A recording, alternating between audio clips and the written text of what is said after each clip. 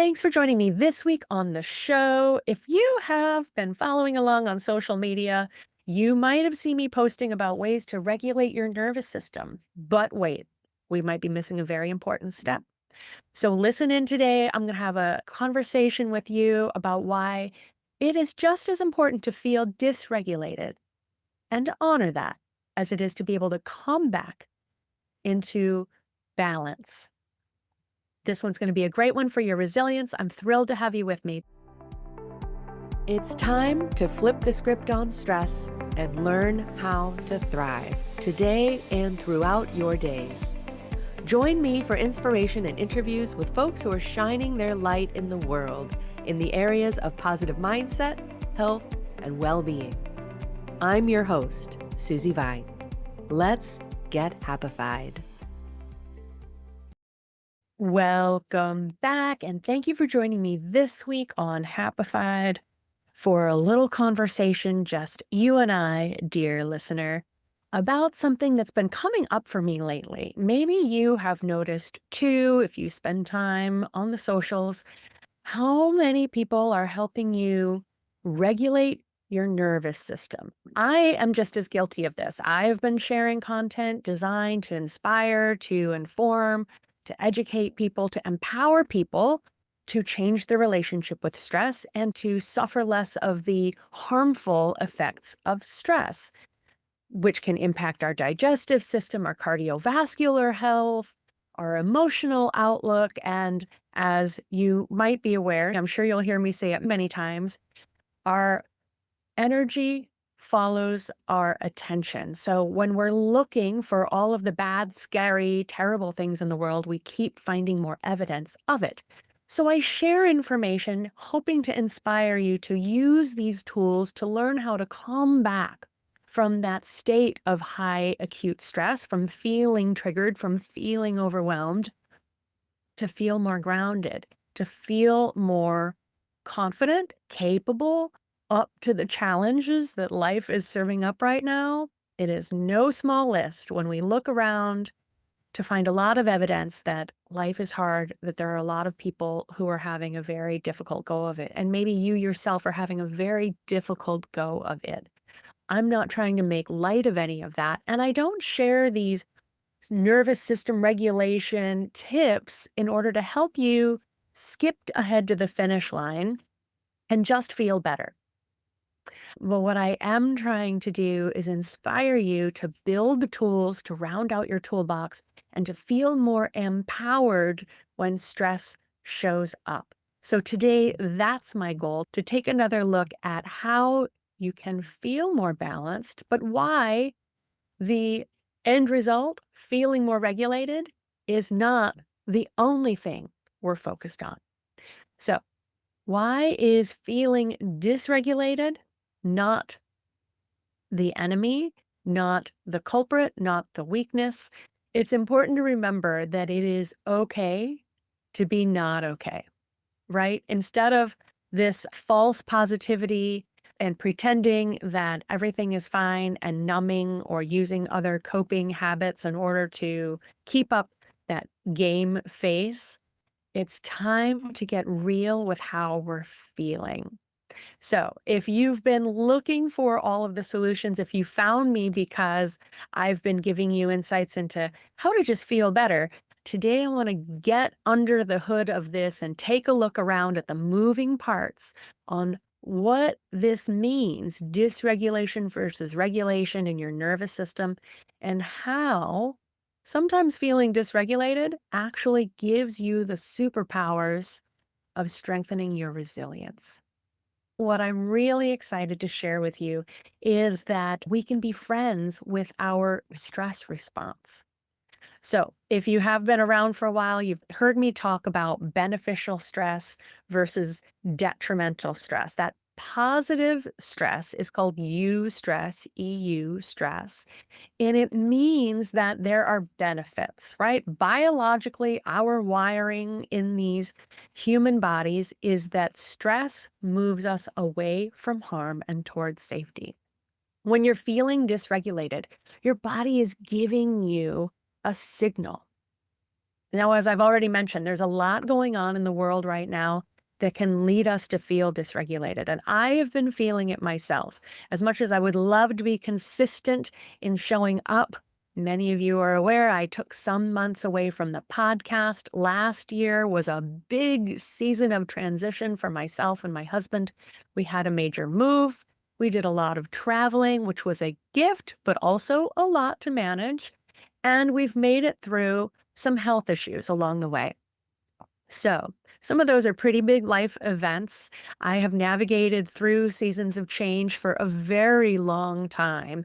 And the first thing I always encourage people to do is honor where you are. Recognize everything you are facing because we tend to minimize what is going on in our lives. We tend to swing both ways, right? Either we try to make light of it and think that other people have it worse than us, and why would we be feeling this overwhelmed, this anxious, this depressed at things that are changing or feel beyond our control? Or, and I do see this a lot these days, people tend to settle into that role of being the victim. Everything is happening to me. I can't get ahead because the job market has changed. I can't keep up on the bills because everything is more expensive. I can't do this because my health situation has come up. And at a point, while all of that is valid, all of that is so valid. None of these are small issues to experience.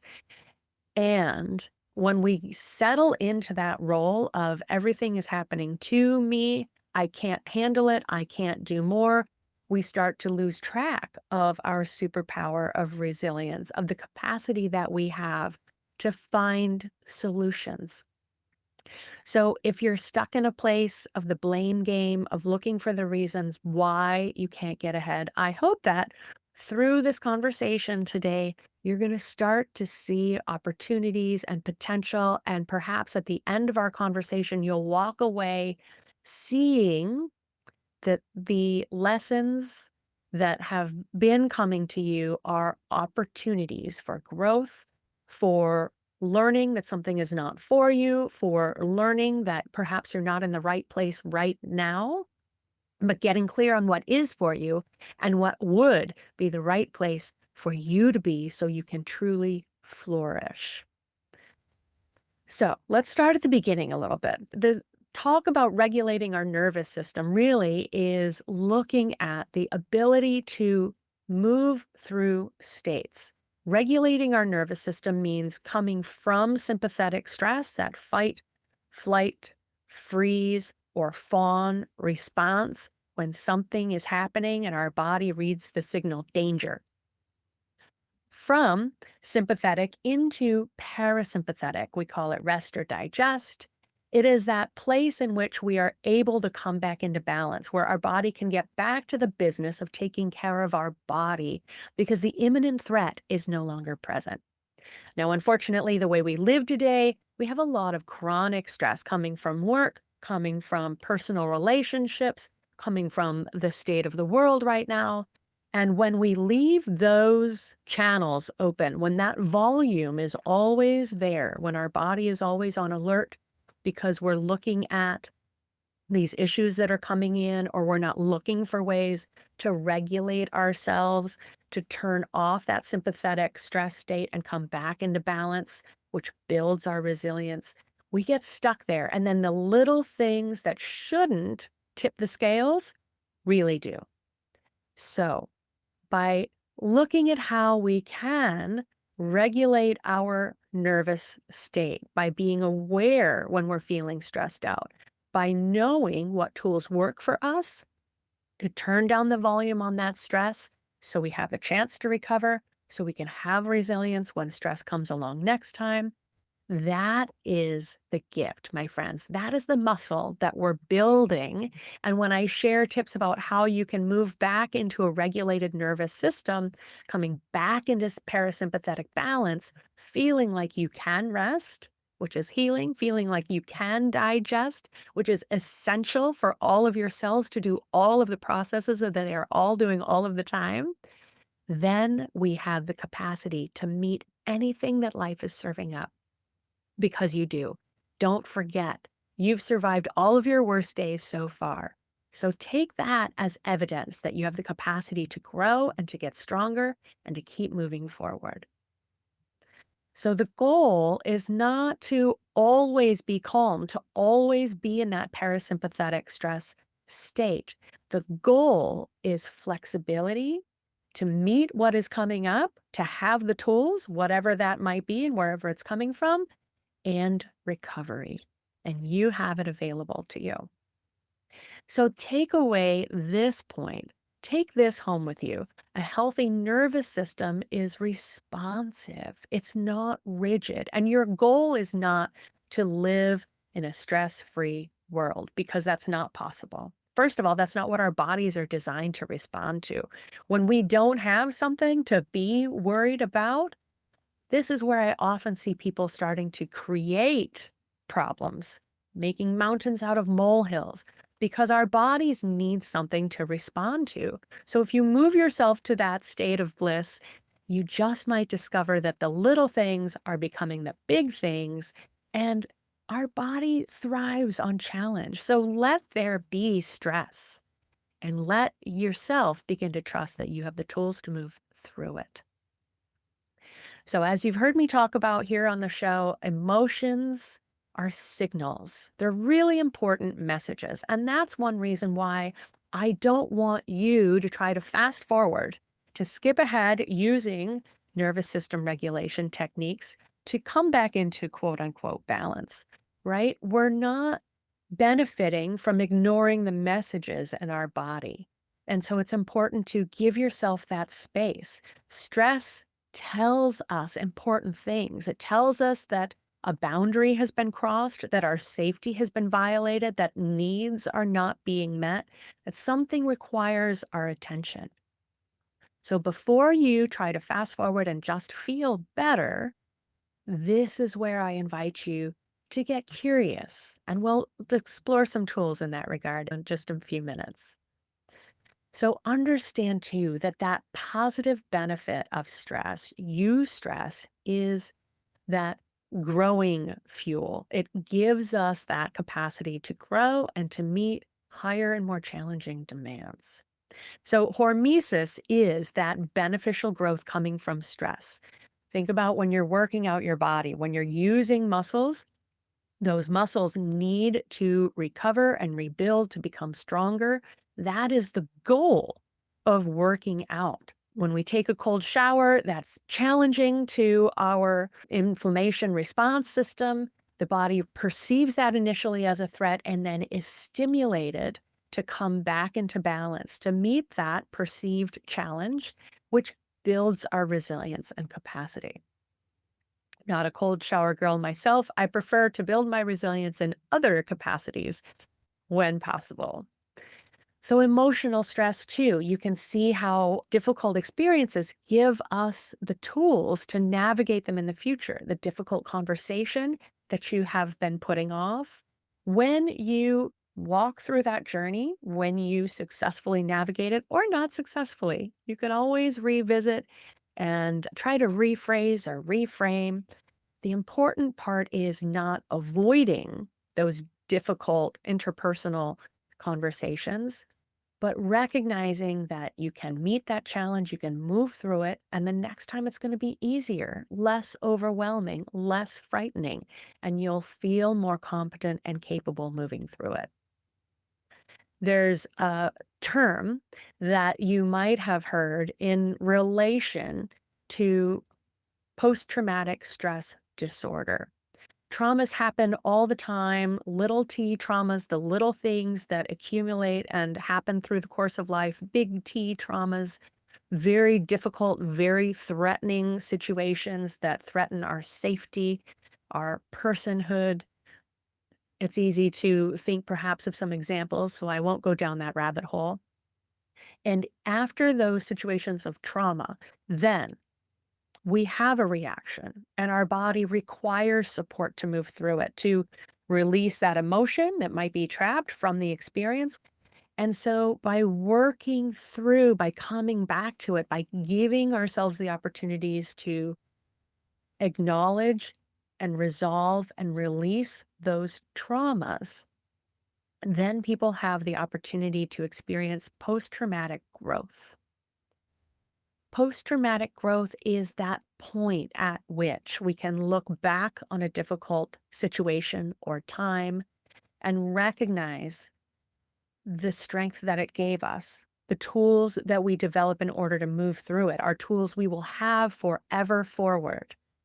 And so through post-traumatic growth, we can recognize that even those things that are hard to acknowledge, hard to make peace with, hard to accept, can be the gifts that give us what we need to move forward. So not to make light of trauma. Instead, I'm hoping that you see that there is potential even in our most difficult and heaviest days.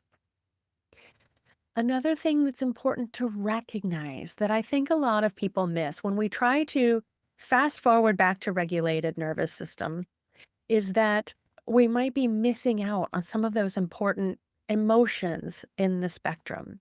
And if you haven't seen before, I'll share a link so you can take a look at an emotion wheel created by Caitlin Robb. I've been sharing it for years. It became very popular on social media, maybe even 10 years ago, but it gives us a great vocabulary for the emotions that we're feeling.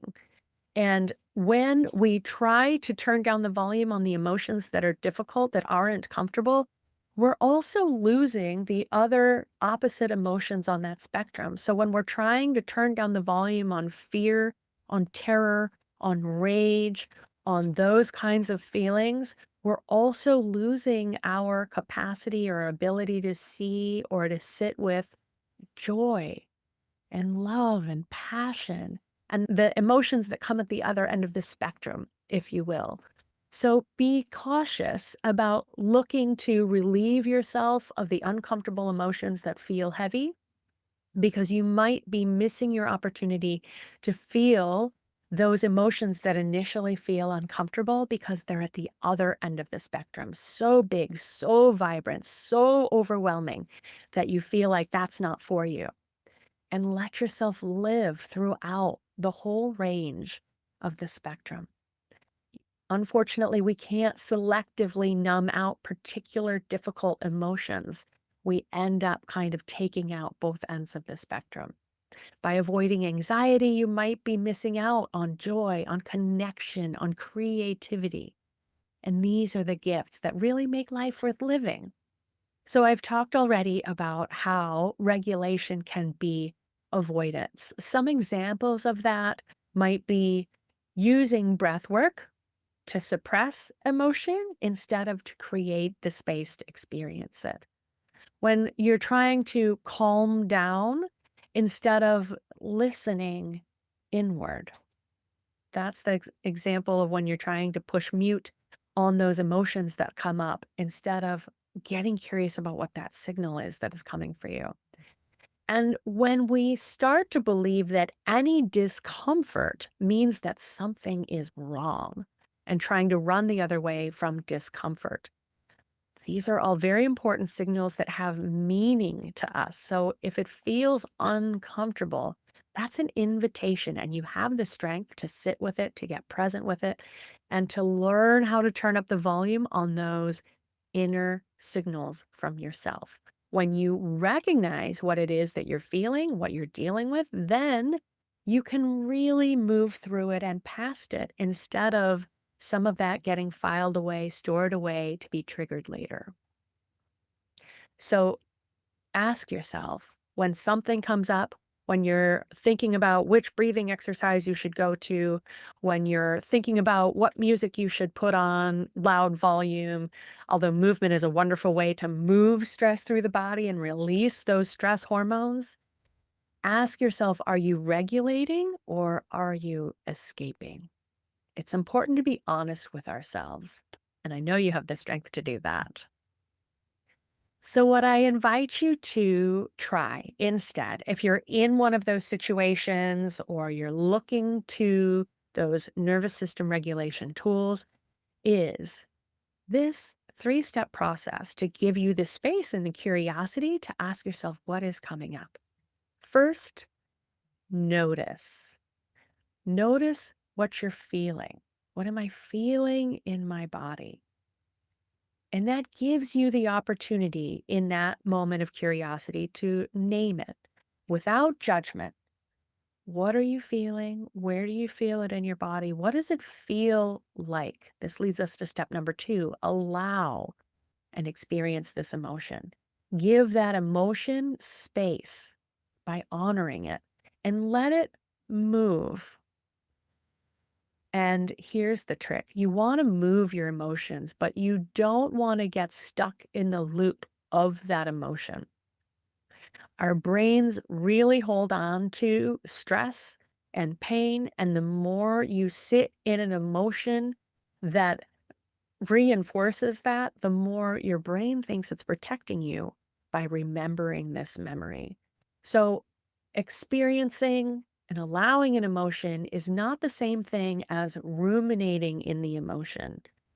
You know, the old adage that misery loves company. It helps to talk through some of these emotions if you have a trusted friend, a confidant, a therapist, a coach, and be aware when you're feeding yourself this same story on loop. Is it becoming comfortable to you because it feels like a protective mechanism? Or is there a way you can release it? So, first we notice, we become aware of it. Second, we allow so that we can experience that feeling that is coming up. And then we move on to support.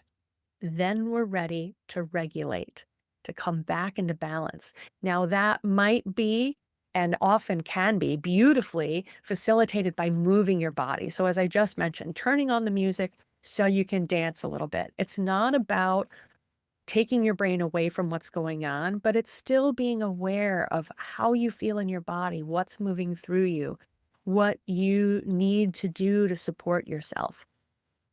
Often, when we become dysregulated, when we're in sympathetic stress, we might be able to take flight or we might be able to fight, but those are very rare these days. We usually, because of the way our society works now, we have to freeze. We have to kind of bite our tongue. We might not be able to express our emotions verbally in the instance where we're having that moment, or even fawn and protect ourselves by taking on a posture of weakness, of subservience.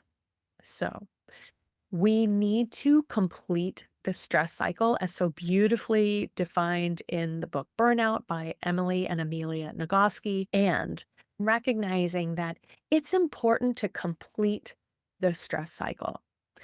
We experience the stress, our body is primed to respond to it. The numerous physical responses, our breathing changes, blood circulation changes from our core organs out to the extremities so that we can take flight. And so when we experience the stress, we need to give it a place to go. That's why I love dance. After you've recognized what's going on, recognize the emotions, ask yourself, am I feeling unsupported? Am I feeling violated? What do I need to feel safe and secure? Give those stress hormones a place to go by completing the stress cycle. Movement is a beautiful way of doing that. Breath work can help too. So if breath work works for you, then use that. But don't forget to begin by noticing and allowing before we jump into that support and regulation step of the cycle. So, ways that you can be more healthy in moving to that regulation phase. You can also, in addition to moving your body, breathing to create safety, talking it through without ruminating or training your brain that this experience meant more than it might actually have, getting stuck in the trauma as opposed to looking for the growth, the opportunities, the takeaways that you could be finding in that instead. But really, truly, the most important part, I believe, is giving yourself the space to sit with the sensation before shifting it. Regulation supports the experience, it doesn't replace it. It's not about hitting mute, it's about moving through it. So, that superpower, as I've mentioned, of resilience, what that really looks like is you might still get triggered. I know I do. You still feel deeply because we are deeply feeling beings. That is healthy emotional response. And even if you're triggered, even if you're feeling those big feels, you recover faster and you trust yourself. You have the confidence in your capacity to recover. This is the big takeaway from nervous system regulation. Resilience isn't staying calm, it's knowing you can come back to yourself. This is important when you're trying to get ahead, when you're setting big goals for yourself, when you're working towards success in your career, when you are moving through things with your family, when you're doing the work of moving through generational patterns that you don't want your children to be growing up and expressing. This is the payoff. When we move through that, when we have that capacity, then we can stay on track to achieve those goals. Then we can take the important and sometimes hard steps, building the habits to support our health. So we have the longevity and the quality of life that we want for all of our days. So working towards success, whether professionally, personally, becoming more emotionally aware, these are all the payoffs that come along with building your resilience. So when things are coming up, when this feels heavy for you, maybe if you're in a space where you can take a few moments and sit into this right now, you can participate in this exercise or remember this and come back to experience it another time, a little bit later. You might go back through some recent records. Take an opportunity to revisit a moment of stress that comes up for you. Ask yourself, what was I feeling? And then as you identify that emotion and you give it space, ask yourself, what might that feeling have been trying to tell me?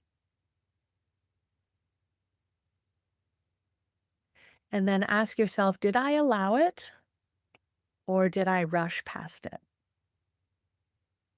Did I give it space or did I look for a way to push mute so that I could get back to business?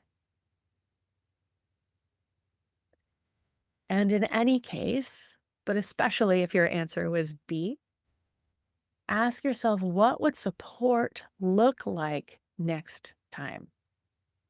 Self-care is different for every person.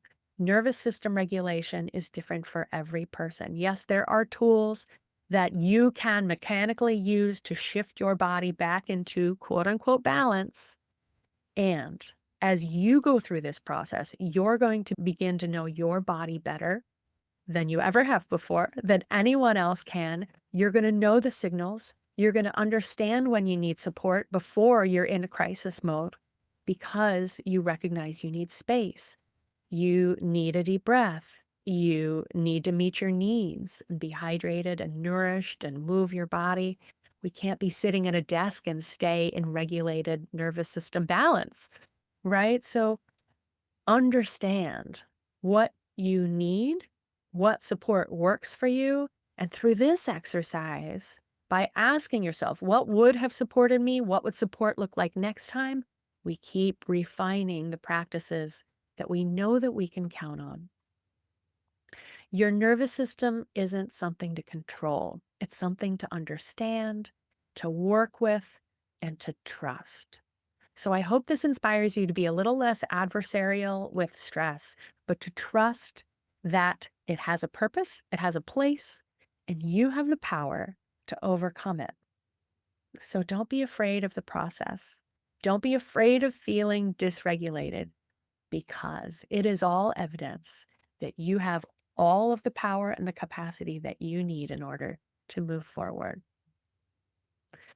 Thanks for joining me today. I hope this message lands well with you. I'd love to hear your thoughts. If you're on Spotify, you can leave a comment on this specific episode on YouTube as well if you're catching the video. Otherwise, and for more information, head on over to happifiedlife.com. You can leave a comment there on the post that contains this audio and video. I'd always love to hear from you.